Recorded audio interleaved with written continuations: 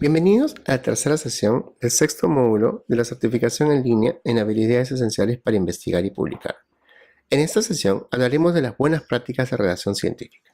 Empecemos. Como recomendaciones generales, lo primero que ustedes tienen que tomar en consideración es la perspectiva del lector.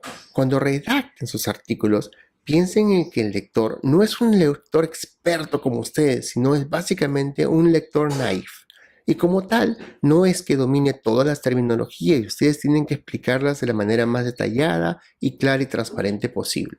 Si ustedes asumen que los lectores que van a leer son tan expertos como ustedes, probablemente terminen haciendo un documento que es técnicamente muy difícil de procesar. Y esa no es la idea de un artículo de investigación.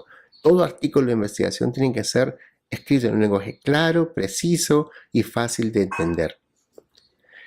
Para ello, es importante que ustedes siempre tengan a la mano, y la recomendación es imprímanlo, tenganlo en su computadora, pero léanlo y reléanlo. Sigan las instrucciones para el autor.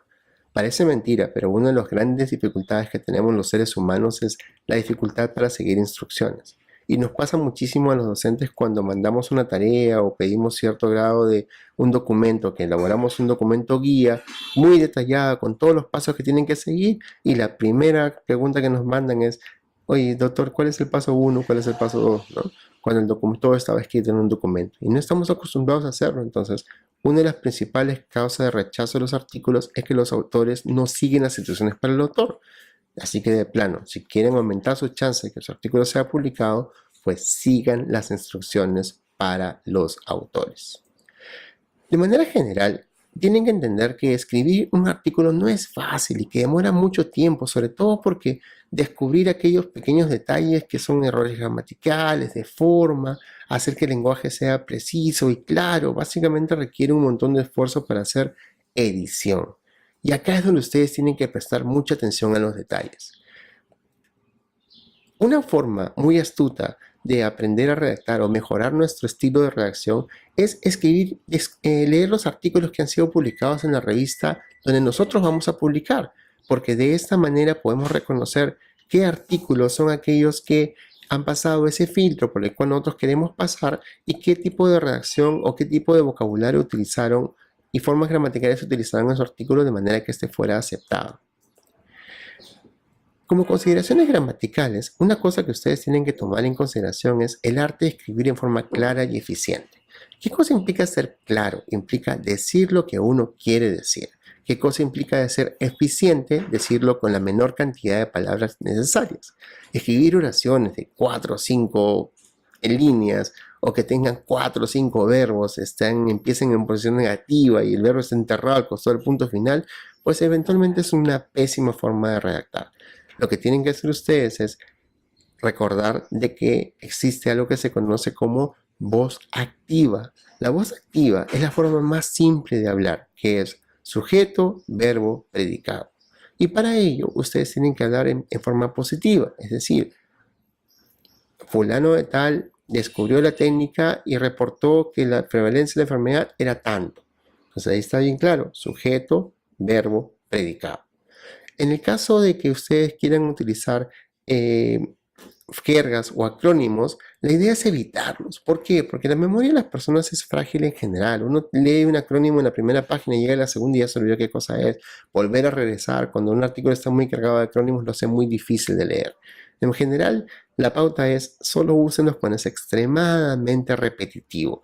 De lo contrario, si tienen una palabra o un nombre que se utiliza 3, 4 veces en el artículo, pues coloquen el nombre completo, no se apoyen en acrónimos.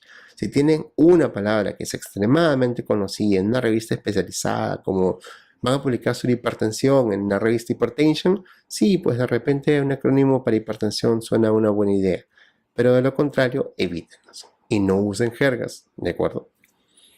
La tercera recomendación gramatical importante es que ustedes tengan como visión escribir oraciones cortas. Cuando ustedes tienen oraciones muy, muy largas, eventualmente los editores lo van a ver como que son muy junior o tienen un grado de dominio del inglés muy básico o simplemente no le han prestado atención al detalle, lo cual va a tener un impacto muy negativo en las posibilidades de que su artículo sea publicado. Desde el punto de vista operacional, Una cosa que ustedes tienen que entender es que los investigadores nunca investigamos solos. Tenemos coautores, tenemos un equipo de investigación y dentro de ellos es importante apoyarse en aquellos que han publicado más o tanto como nosotros, de manera de que puedan ayudarnos con su feedback a enriquecer la forma y el estilo de redacción y mejorar la chance de que nuestro artículo sea publicado. Otra recomendación muy importante es que usen un gestor de referencias, pero no solamente para citar, sino por el hecho de organizar sus referencias en folders, subfolders, que ustedes puedan permitirse la oportunidad de actualizar las referencias más importantes de su artículo y tener la gran mayoría de los artículos los más actualizados posible. Y no solo eso, sino que eviten errores de citación y referenciación. Para ello, es importante que utilicen las tecnologías correctas. Hoy en día tenemos muchas tecnologías que ayudan a los investigadores a redactar. Por ejemplo, un Dropbox, una cuenta de Grammarly para poder corregir el inglés, una cuenta de Word oficial que tenga su corrector de cambios, hacer diferentes herramientas de cotejación de plagio, como software de editores de plagio, etcétera, etcétera. Usar las tecnologías para cada caso nos va a permitir también mejorar la chance de que este artículo sea publicado. Es importantísimo que ustedes no confíen en sus USB, no confíen en tu computadora, porque pasa un compañero, le derrama café y se borra el disco duro y chao paper, chao todo. Entonces siempre es importante que aprovechen las tecnologías como la nube y usen discos duros virtuales como Dropbox, el Disk Drive, que sea de su preferencia. Y consulten expertos, no solamente los expertos que tienen al alcance de su mano, sino los que están disponibles en Internet. Parece mentira, pero la comunidad científica entiende el valor del feedback y somos muy generosos cuando compartimos nuestros comentarios. Si ustedes van a recibir, colocan una pregunta en la comunidad de investigadores, en la red social de investigadores que es ResearchGate, van a recibir feedback tanto de gente muy junior como gente muy experta. Y si su pregunta está bien planteada, pues va a tener mucho feedback y eso va a permitir que ustedes obtengan la mejor calidad de retroalimentación posible. Hablemos un poco de cómo empieza la redacción. Y la redacción empieza por la introducción. ¿Por qué? Porque una introducción les va a permitir a ustedes demostrarle al lector de que ustedes dominan el tema. ¿Cómo hacen eso de demostrar que dominan el tema? Pues citando apropiadamente, usando referencias actualizadas, viendo de que estas sean específicamente las más importantes sobre el rubro, saber identificar el nicho de investigación que pretendemos diseñar, y eso es básicamente reconocer qué cosas se sabe de lo que no se sabe. Entonces, en la estructura recomendada de redacción de introducción se recomienda por lo menos 3 párrafos. Un primer párrafo es qué cosas se sabe, y arrancamos con la idea de que tenemos que resaltar la relevancia de nuestro problema de investigación. Para ello tenemos que utilizar 4 o 5 enunciados cuidadosamente seleccionados y referenciados que nos permiten contextualizar la pregunta de investigación. El último enunciado de este primer párrafo tiene que servir como enlace para el que viene. Es decir, preparamos al lector y no lo sorprendemos, de manera que nosotros tenemos una idea fuerza, que es qué cosa se sabe, 3 o 4 argumentos para sustentarlo y una última oración de link que nos permite preparar al lector para lo que se viene. ¿Qué cosa se viene? Lo que no se sabe. ¿Qué cosa es lo que no se sabe? Ese vacío de información que nosotros tenemos que llenar. Entonces, lo jalamos al lector de lo general al específico, reconocemos los antecedentes del estudio y hacemos que esos antecedentes sean los más importantes para nuestra pregunta de investigación, de manera de que también luego nos sirvan para poder contrastar nuestros resultados. Entonces, la idea es la misma. Un párrafo de 5 o 6 oraciones, de 4 o 5 oraciones, de las cuales todas giren alrededor de una idea fuerza y que sean 3 argumentos o 3 a 4 antecedentes cuidadosamente seleccionados para poder justificar cuál es el vacío de información que vamos a llenar. Y nuevamente la última oración es la que invita al siguiente párrafo. ¿Qué cosa es? La oración que viene para enfocar la justificación. Si este párrafo es muy denso porque el tema que están abordando es muy rico, pues pueden partirlo en 2 párrafos. Entonces, lo que vendría a ser el tercer o cuarto párrafo es la justificación y objetivo del estudio. Entonces, cuando ustedes han preparado al lector, le han dicho qué vacío de información ven, lo que corresponde ahora es qué tan importante es ese vacío de información y cuál sería la aplicabilidad de este aporte científico a la literatura. Para ello, tienen que usar 4 o 5 oraciones para poder preparar el contexto en el cual se va a desarrollar la pregunta de investigación y a la par que lo justificamos, planteamos luego inmediatamente cuál es el objetivo principal del estudio. Nuevamente, si su justificación es relativamente densa, pues pueden sacar el objetivo y plantearlo como una oración o como un párrafo independiente. Un ejemplo de una introducción, solamente por citar uno, es este paper que publicamos en la revista Acta Médica. Acá ustedes pueden ver claramente cómo se ha estructurado la introducción de esta publicación, reconociendo este primer párrafo que es qué cosa se sabe, donde destacamos la relevancia del estudio. En este caso lo partimos el segundo párrafo en dos porque en este estudio lo que estábamos era comparando dos técnicas quirúrgicas. Entonces en uno hablamos del primero, en la segunda de la segunda técnica. Y luego viene esto de la justificación, que es básicamente por qué valdría la pena hacer este estudio, cuál es la justificación por la cual vale la pena llenar ese vacío de información. Y finalmente el objetivo del estudio.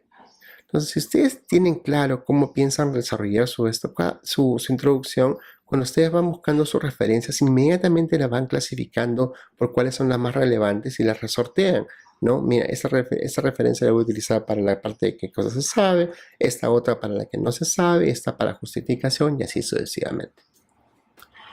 Cuando ustedes quieren redactar sus métodos, nuevamente, lo importante es que ustedes revisen las guías. Cuando ustedes lo hagan, como lo hicimos para elaborar esta tabla, ustedes van a encontrar comunalidades y van a encontrar diferencias. Para todo efecto práctico, si ustedes notan en la tabla, muchos de los diseños tienen exactamente los mismos requerimientos de reporte. Todos tienen que describir el diseño del estudio, el lugar, los criterios de elegibilidad, qué intervención, qué procedimientos se siguieron, cuáles son sus variables de interés, cómo se midieron, qué procedimientos utilizaron, cuál es el tamaño de muestra, el análisis primario y secundario y los aspectos éticos. ¿En qué se diferencian algunos? Bueno, en el caso de los ensayos clínicos en particular, tienen esta prerrogativa de que sí, tienen que escribir dónde fue aprobado el protocolo, si está registrado o no registrado en una base de ensayos clínicos, si hay financiamiento o no hay financiamiento, cosa que no corresponde para estudios casos control transversales y de cohortes. En el caso de la randomización, bueno, el único ensayo autorizado es el ensayo clínico autorizado y la última diferencia sería en que las revisiones sistemáticas pues son data secundaria y en teoría no deberían pasar por aprobación como proyecto por un comité de ética, que no hay mediciones de laboratorio y es básicamente análisis de data secundaria y tampoco hay la autorización. Entonces, esta idea de la restricción de los métodos es que tenga suficiente detalle como para garantizar la reproducibilidad de los resultados y las conclusiones. Cuando estén redactando sus materiales y métodos, un primer capítulo que ustedes tienen que redactar es aquel donde describen el diseño de estudio. Acá ustedes tienen que escribir el tipo de estudio, cuándo y dónde se realizó, si tenía como componentes línea de base y seguimientos, y de preferencia siempre usar gráficos para poder describir el flujo de los pacientes. Estos son muy útiles sobre todo en los ensayos clínicos controlados aleatorizados. Un segundo paso es describir la población de estudio, y acá tenemos que ser muy cuidadosos con la descripción de los criterios de inclusión y exclusión. Estos, si son muy densos, son demasiados, siempre es muy conveniente colocarlos en una tabla y si es que son muy pocos en una redacción muy pulcra, usando viñetas o listados pequeños. Y siempre tenemos que escribir cuál es la unidad de análisis, cuál es la representación y sobre todo justificarlo, que es algo que mucha gente se olvida y que no permite a los lectores hacer una interpretación clara de cuál es la representatividad de esos sujetos con respecto a una población de estudio. El siguiente paso es describir con lujo de detalles los criterios de selección. Si estamos haciendo un estudio de casos y controles, un capítulo para casos, un capítulo para controles y describir cómo se hizo esa asignación de los controles, si fue por pareado, si fue por algún método de autorización, etcétera, etcétera. Y sobre todo tomar en consideración de que en muchos estudios de este tipo uno tiene que escribir además cómo se reemplazó a los sujetos que no aceptaron a participar del estudio y cuál es la justificación para poder sustentar la secuencia lógica de la recolección de enrolamiento de los participantes. Lo siguiente es describir los procedimientos. Entonces, acuérdense, se llaman materiales y métodos porque ahí nos vamos a escribir todos los procedimientos que vamos a utilizar para la recolección de datos. Entonces, tenemos que escribir con lujo de detalles qué recibieron, qué cosas no recibieron, cuáles son las definiciones operacionales de estas cosas, los criterios diagnósticos, el procedimiento de laboratorio, cómo va a garantizar la comparabilidad de los sujetos expuestos o no expuestos, casos y controles, y la estrategia para lidiar con las limitaciones y sesgos que eso puede introducir. El siguiente capítulo que se recomienda redactar es el de las variables de interés. Sobre todo cuando tenemos intervenciones o cuando tenemos exposiciones claramente definidas o estamos enfocados en analizar factores de riesgo. Entonces, todos y cada uno de los factores que vamos a nosotros medir en nuestro estudio y que son parte de nuestro objetivo primario tienen que estar descritos de manera que estos luego puedan ser reproducibles. Esas definiciones claves son muy importantes que sean debidamente citadas. Dentro de lo que es la descripción de los suplementarios, hay que tomar en consideración que esto suele consumir muchísimos caracteres de escritura. Entonces, una manera muy práctica de lidiar con este problema del espacio es utilizar lo que se llama materiales suplementarios. Toda descripción que sea muy engorrosa o no necesariamente fácil de resumir, lo podemos editar en un documento que se presenta como un anexo, y esto a los editores les encanta porque no les genera gastos de impresión, eso no se imprime, y lo único que tienen que hacerse es colocar en la versión digital, que es prácticamente cero costo. Entonces es muy importante de que aprovechemos eso como una licencia para elevar la chance de que nuestro artículo sea publicado, dándole a entender a los editores que somos muy generosos con todos los detalles del mismo y que incluso pueden recurrir a los materiales suplementarios para poder hacer una interpretación adecuada de las evidencias que estamos presentando. Entonces, ¿qué se describe aquí? Pues básicamente qué se midió, cómo, cuándo, por quién, a quiénes, cuántas mediciones, que si fueron observaciones independientes o no, qué puntos de corte vamos a utilizar para la interpretación, etcétera, etcétera. Un aspecto que no podemos olvidar es la descripción de cómo se hizo el tamaño de muestra. En general, todos los estudios deberían tener un cálculo de tamaño de muestra. Por X razones hay estudios que se remiten a la licencia de no hacerlo, pero por cuestiones de transparencia, la verdad que siempre vale la pena hacerlo. Sobre todo porque demuestra la experticia que tenemos sobre el tema, y no solo eso, sino que también aprovechamos para definir cuál va a ser nuestra hipótesis principal de estudio y qué cosa es el hallazgo principal y cuánto estamos nosotros penalizando el tamaño de muestra para garantizar que vamos a tener poder de estudio para encontrar diferencias. Lo que sigue es describir el análisis. Este análisis tiene que ser muy preciso para el análisis principal, qué tipo de análisis secundario vamos a realizar, qué modelo de regresión vamos a utilizar para poder evaluar el efecto de los confusores, si vamos a utilizar censura o cómo vamos a lidiar con los datos que puedan estar perdidos y qué criterio de significancia vamos a utilizar para nuestros puntos de corte. Un aspecto muy importante que tiene que ver con los estudios de cohorte, sobre todo los prospectivos, cohorte, ensayos clínicos aleatorizados, estudios de caso de control prospectivo, con manejo de muestras, etcétera, etcétera, es la aprobación de los comités de ética. El marco legal y todas las aprobaciones que se requieren para poder ejecutar el estudio se tienen que tomar en consideración para ello. Para ello es importante que contrastemos. Entonces, si comparamos las guías de redacción de estándares internacionales, encontramos las recomendaciones que estas hacen, pero vamos a encontrar diferentes capítulos que debemos llenar. El enrolamiento, el flujo de los pacientes, tiempo de seguimiento, variables de desenlace, principal, tablas y gráficos, etcétera, etcétera. El enrollamiento es muy importante que lo hagamos de manera gráfica. Siempre la licencia de hacer un gráfico informa mucho más que cualquier cosa que podamos escribir de manera escrita. El uso de la descripción de la población, que es un capítulo muy importante, que va al inicio del capítulo de resultados y es básicamente la tabla 1 o tabla 2, en la cual se describe cuáles son las características principales de nuestras dos poblaciones de estudio y cómo estas son comparables a través de esa comparación estadística y ver si aquellas variables que no son, que encontramos diferencias, pues pueden cercar nuestra conclusión de nuestros resultados. El siguiente análisis que hay que hacer es el análisis descriptivo de los datos, en los cuales se describe la frecuencia absoluta y relativa de nuestros outcomes, los estimados de los efectos de interés, el análisis por protocolo y por inducción a tratar de manera descriptiva, y luego viene lo que vendría a ser la hipótesis principal del estudio. Esa tabla donde presentamos los resultados más importantes tiene que ser lo más transparente posible. Si estamos calculando odds ratios o riesgos relativos, pues vale la pena que ustedes coloquen los insumos para hacer esos cálculos. Cuántos eventos, cuál es el denominador, qué cosa calculamos, luego cómo se calcula los ratios y cómo se interpretan. Finalmente, en lo que respecta a lo que es el uso de gráficos, siempre es muy importante que estos gráficos sean los más limpios posibles, ya que estos se van a utilizar posteriormente para presentar los resultados del estudio y poder discutirlos, pero más importante que ello es tomando en consideración que eso facilita mucho la interpretación de los resultados por parte de los lectores. Y estos, si son muy recargados o si sobran o si podemos hacer muchos más, los podemos también publicar en los materiales suplementarios.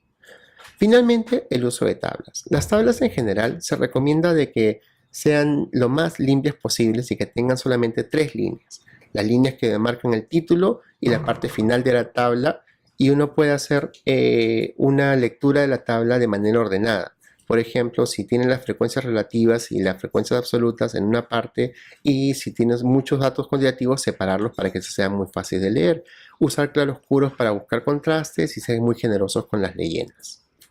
En los gráficos de la misma manera, mientras más limpio el gráfico, mejor. Y mientras más relevante sea para el artículo, mejor, porque lo que queremos hacer es destacar los hallazgos principales del estudio. De esta manera, utilizando gráficos, podemos nosotros presentar los resultados de una manera mucho más fácil de interpretar y de hecho mucho más entretenida para los lectores, que si leen un paper muy denso lleno de puras letras, pues no es lo mismo que leer un paper que tiene muchos gráficos. Hasta aquí con el módulo 6. El siguiente módulo veremos el tema de prevención de plagio. Muchas gracias por su atención.